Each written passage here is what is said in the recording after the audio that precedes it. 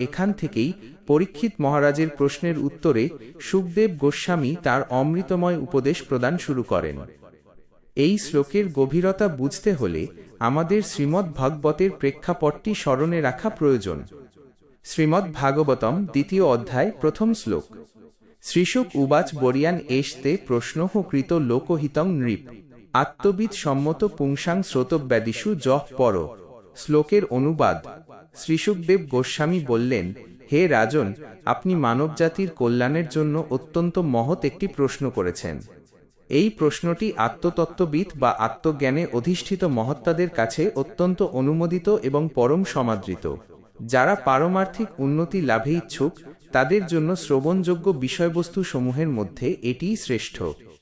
শ্লোকের গূঢ় তাৎপর্য: এই শ্লোকের মাধ্যমে শুকদেব গোস্বামী রাজা পরীক্ষিতের জিজ্ঞাসাকে অভিনন্দন জানিয়েছেন। রাজা যখন জানতেন যে তার আয়ু আর মাত্র 7 দিন বাকি, তখন তিনি প্রশ্ন করেছিলেন যে একজন মৃত্যুপথযাত্রী ব্যক্তির প্রকৃত কর্তব্য কি। এই প্রশ্নটি কেবল পরীক্ষিত মহারাজের একার ছিল না, বরং এটি ছিল সমগ্র মানবজাতির জন্য একটি চিরন্তন জিজ্ঞাসা। শুকদেব গোস্বামী এখানে বরিয়ান শব্দটি ব্যবহার করেছেন, যার অর্থ হল শ্রেষ্ঠ বা পরম কল্যাণকর।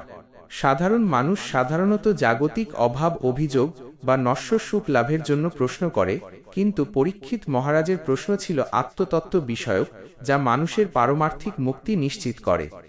শুকদেব গোস্বামী উল্লেখ করেছেন যে এই ধরনের প্রশ্ন লোকহিতং অর্থাৎ জগতের সকল প্রাণীর পরম হিতসাধন করে। জাগতিক বিষয় নিয়ে আলোচনা কেবল ক্ষণস্থায়ী আনন্দ দেয়, কিন্তু ভগবান এবং আত্মা সম্পর্কিত আলোচনা জন্ম মৃত্যুর চক্র থেকে মুক্তি দেয়। বর্তমান সমাজে মানুষ ইন্দ্রিয় তৃপ্তির নেশায় মত্ত হয়ে প্রকৃত লক্ষ্য ভুলে গেছে। তারা রাজনীতি, সমাজনীতি বা বিনোদন নিয়ে হাজারো প্রশ্ন করে, কিন্তু জীবনের অন্তিম লক্ষ্য সম্পর্কে তারা উদাসীন।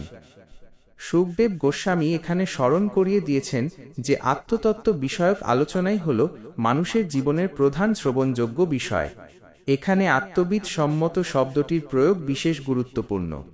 যারা প্রকৃত জ্ঞানী এবং যারা দেহ ও আত্মার পার্থক্য উপলব্ধি করেছেন, তারাই কেবল এই প্রশ্নের গুরুত্ব বুঝতে পারেন। একজন সাধারণ মানুষের কাছে আধ্যাত্মিক জিজ্ঞাসা অপ্রাসঙ্গিক মনে হতে পারে, কিন্তু যারা জীবনের প্রকৃত মূল্য বোঝেন তাদের কাছে এটিই একমাত্র আলোচনার বিষয়। শাস্ত্র অনুসারে মানুষের উচিত কেবল সেই বিষয়েই মনোযোগ দেওয়া যা তাকে ভগবানের সান্নিধ্যে নিয়ে যায়। শুকদেব গোস্বামী আরও বুঝিয়েছেন যে শ্রবণ এবং কীর্তন হল ভক্তিযোগের প্রথম ধাপ। আমরা যা শ্রবণ করি আমাদের চেতনা সেইভাবেই গঠিত হয়।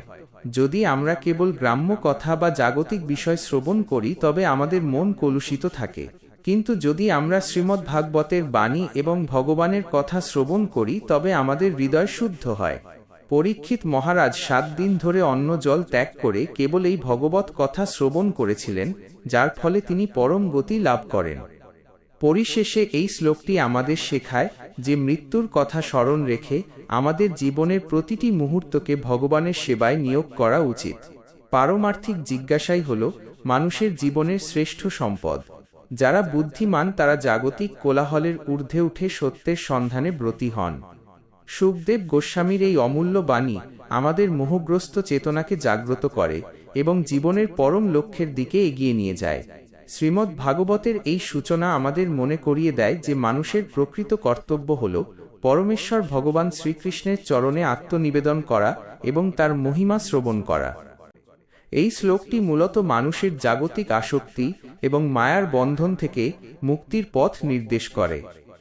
শুকদেব গোস্বামী রাজা পরীক্ষিতকে লক্ষ্য করে এই উপদেশ প্রদান করছেন যে কিভাবে একজন সাধক এই জড়জগতের নশ্বর শব্দ বা বিষয়ের প্রতি আকৃষ্ট না হয়ে পরম সত্যের সন্ধানে ব্রতী হতে পারেন।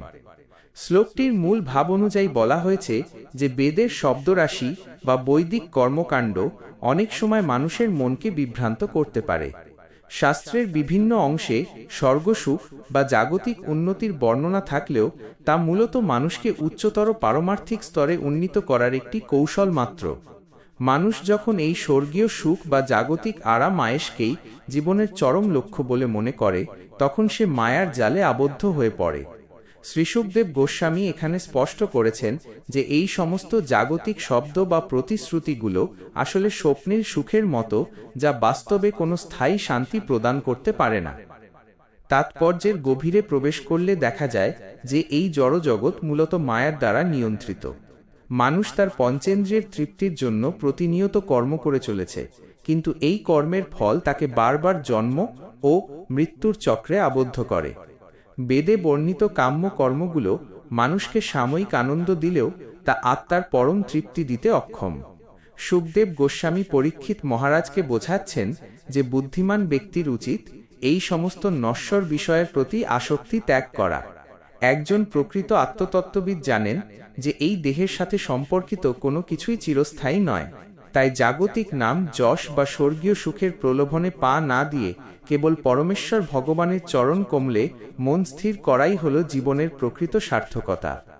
এই শ্লোকটি আমাদের শেখায় যে প্রকৃত সুখ বাইরে নয়, বরং আত্মার অন্তরে নিহিত। মানুষ যখন বাহ্যিক বিষয়ের ওপর নির্ভরশীল হয়, তখন সে তার নিজস্ব স্বরূপ ভুলে যায়। শুকদেব গোস্বামীর মতে বেদের স্বর্গাদি ভোগের বর্ণনা কেবল অবুঝ মানুষদের আকৃষ্ট করার জন্য, যারা এখনও ত্যাগের মহিমা বুঝতে শিখেনি। কিন্তু যারা জীবনের অন্তিম সময় উপস্থিত হয়েছে বলে জানেন, যেমন পরীক্ষিত মহারাজ জানতেন, তাদের জন্য এই সমস্ত প্রলোভন অর্থহীন। তাদের একমাত্র লক্ষ্য হওয়া উচিত ভগবানের কথা শ্রবণ এবং কীর্তন করা। আরও একটি গুরুত্বপূর্ণ দিক হল মায়ার প্রভাব থেকে মুক্ত হওয়া। জড় জগতের রূপ, রস, গন্ধ, শব্দ এবং স্পর্শ মানুষকে প্রতিনিয়ত বিচলিত করে। এই শ্লোকে সতর্ক করা হয়েছে যে আমরা যেন এই মাইক শব্দের আড়ালে পরম সত্যকে হারিয়ে না ফেলি। জীবনের চরম প্রয়োজনে এই জাগতিক সম্পদ বা আত্মীয় স্বজন কেউই সহায় হয় না। কেবল অর্জিত পারমার্থিক জ্ঞান এবং ভক্তি আত্মার পাথেয় হয়ে দাঁড়ায়। শুকদেব গোস্বামী তাই নির্দেশ দিয়েছেন যে মানুষ যেন কেবল ততটুকুই গ্রহণ করে যতটুকু তার দেহ রক্ষার জন্য অপরিহার্য, এবং বাকি সময় যেন পরমেশ্বরের চিন্তায় অতিবাহিত করে। পরিশেষে এই শ্লোকটি আমাদের বৈরাগ্যের শিক্ষা দেয়। তবে এই বৈরাগ্য মানে সবকিছু ছেড়ে অরণ্যে চলে যাওয়া নয়, বরং জাগতিক বিষয়ের প্রতি অনাসক্ত হয়ে সবকিছুকে ভগবানের সেবায় নিয়োগ করা। মনের চঞ্চলতা রোধ করে এবং মিথ্যে অহংকার বিসর্জন দিয়ে যখন কোনো ব্যক্তি শ্রীকৃষ্ণের শরণাপন্ন হন, তখনই তিনি প্রকৃত শান্তি লাভ করেন। পরীক্ষিত মহারাজের মতো আমাদেরও স্মরণে রাখা প্রয়োজন যে কাল বা সময় অত্যন্ত প্রবল, এবং যে কোনো মুহূর্তে আমাদের এই নশ্বর দেহ ত্যাগ করতে হতে পারে। তাই জাগতিক মোহের কুহেলিকা কাটিয়ে উঠে শাশ্বত সত্যের পথে পা বাড়ানোই হল এই শ্লোকের মূল প্রতিপাদ্য বিষয়। শ্রীমদ্ ভাগবতের এই বাণী মানব সমাজকে ইন্দ্রিয় তৃপ্তির অন্ধকূপ থেকে উদ্ধার করে চিন্ময় আনন্দের সন্ধান দেয়।